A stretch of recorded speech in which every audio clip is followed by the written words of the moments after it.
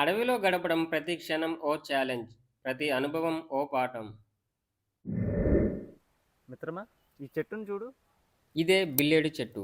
ఇది 100 నుండి 150 మీటర్ల వరకు పెరుగుతుంది.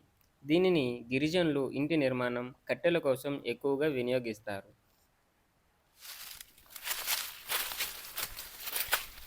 మిత్రమా, అక్కడ చూడు, ఏవో గుడ్లలా ఉన్నాయి.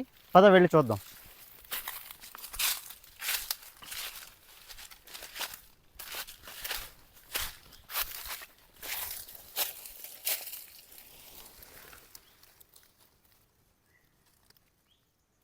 ఇవి ఖచ్చితంగా అడవి కోడిగుడ్లే మిత్రమా. వీటిని నిస్సందేహంగా తినొచ్చు మనం. అంత ఖచ్చితంగా ఎలా చెప్పగలుగుతున్నాం మిత్రమా? ఒకవేళ ఈ పాము గుడ్లు కూడా అయి ఉండొచ్చు కదా. లేదు మిత్రమా, పాము గుడ్లకు ఇలా దృఢమైన పెంకు ఉండదు. అయితే ఈ గుడ్లు పెట్టిన కోడి కూడా ఖచ్చితంగా ఈ ప్రదేశంలోనే ఉండి ఉంటుంది.